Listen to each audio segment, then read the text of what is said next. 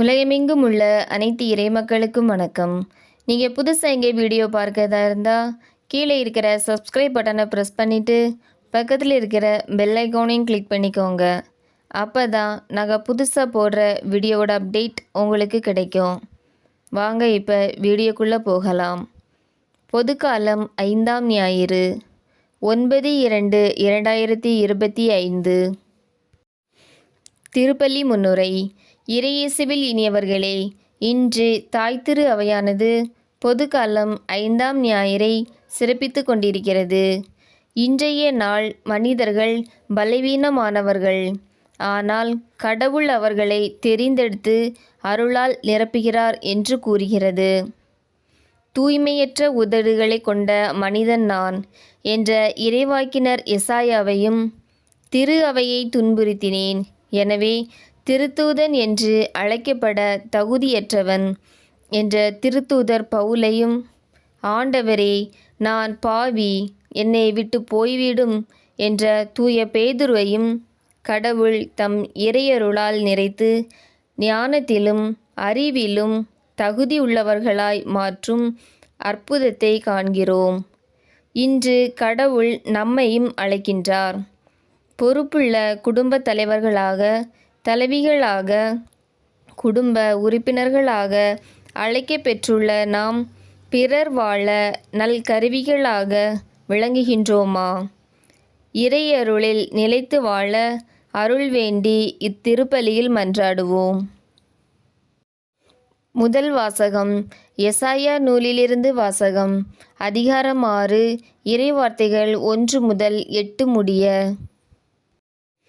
முதல் வாசக முன்னுரை. படைகளின் ஆண்டவர் தூயவர், மண்ணுலகம் அவர் மாட்சியால் நிறைந்துள்ளன என்று செராபீன் ஒருவர் கூறியபோது கோவில் அடித்தளங்கள் அசைந்தன. இதை கண்ட எசாயா, ஐயோ நான் அழிந்தேன், தூய்மையற்ற உதடுகளை கொண்ட மனிதன் நான் என்று இறை அழைப்பை மறுத்தார். அப்பொழுது செராபீன்களில் ஒருவர் நெருப்பு பொறி ஒன்றை எடுத்து அவர் உதடுகளை தொட்டு, உன் பாவம் மன்னிக்கப்பட்டது என்றார். உடனே எசாயா, கடவுள் பணி செய்ய என்னை அனுப்பும் என்றார். எவ்வாறு எசாயா இறைப்பணி ஆற்ற அழைக்கப்பட்டார் என்று கூறும் எசாயா நூலின் வாசகத்தை கேட்போம். இரண்டாம் வாசகம். திருத்தூதர் பவுல் கொரிந்தியருக்கு எழுதிய முதல் திருமுகத்திலிருந்து வாசகம். அதிகாரம் 15, இறைவார்த்தைகள் 1 முதல் 11 முடிய. இரண்டாம் வாசக முன்னுரை. கொரிந்தியருக்கு எழுதிய முதல் திருமுகம் தூய பவுலடியாரின் இறையழைப்பை கூறுகிறது. திரு அவையை துன்புறுத்திய தூய பவுலை கடவுள் தடுத்தாட்கொண்டு இறை பணியாற்ற அழைத்தார். கடவுளின் அருளை பெற்ற அவர் திரு அவைக்காக மிகுதியாக உழைத்தார். கடவுளின் அருளில் நம்பிக்கை கொண்டதால், அவர் அருள் என்னோடு இருந்ததால் இவ்வாறு பாடுபட்டு உழைத்தேன் என்று சான்று பகரும் தூய பவுலடியாரின் வார்த்தைகளை வாழ்வாக்குவோம். விசுவாசிகள் மன்றாட்டு.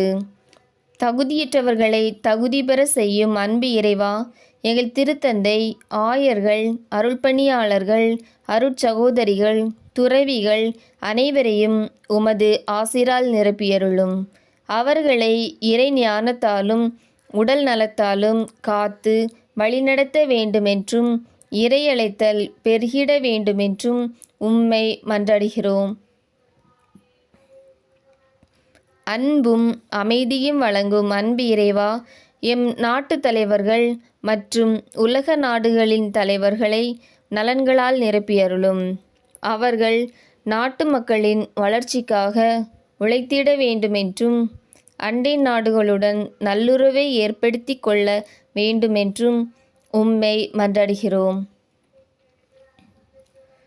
வாழ்வின் வழிகாட்டியாம் அன்பு இறைவா, எதிர்காலத்தை உருவாக்க இருக்கும் எம் மாணவ செல்வங்களையும் இளையோர்களையும் உமது ஆசிரால் நிரப்பியருளும். அவர்கள் தங்கள் நேரத்தை ஊடகங்களில் செலவிடாமல் இறை அன்பும் முன்மதியும் நல்லறிவும் கொண்டு வாழ்வில் வெற்றி பெற வேண்டும் என்று உம்மை மன்றாடுகிறோம். பராமரித்து காப்பவரே அன்பு இறைவா, உலகுக்கு சோரிடும் எம் விவசாய பெருமக்கள் மீது உமது ஆசீரை பொழிந்தருளும். விளைபயிர்கள் நோய் தாக்குதல் இன்றி நல்ல மகசூல் கிடைத்திட வேண்டுமென்றும் விளைபொருட்களுக்கு நியாயமான விலை கிடைத்திட வேண்டுமென்றும் பயிர் பச்சைகள், கால்நடைகள், குடிநீர் தேவைகளை பூர்த்தி செய்ய வான்மழையை தந்திட வேண்டுமென்றும் உம்மை மன்றாடுகிறோம். வாழ்வை வளப்படுத்தும் அன்பு இறைவா, எம் பங்கு மக்கள் அனைவரையும் ஆசீர்வதித்து நல்ல உடல் நலமும், பயணங்களில் நல்ல பாதுகாப்பும், தொழில் முயற்சிகளில் நல் வளர்ச்சியும் தந்திட வேண்டுமென்றும் இறை அன்பிலும் பிறர் அன்பிலும் வாழ வேண்டும் என்றும் உம்மை மன்றாடுகிறோம். ஆமீன்.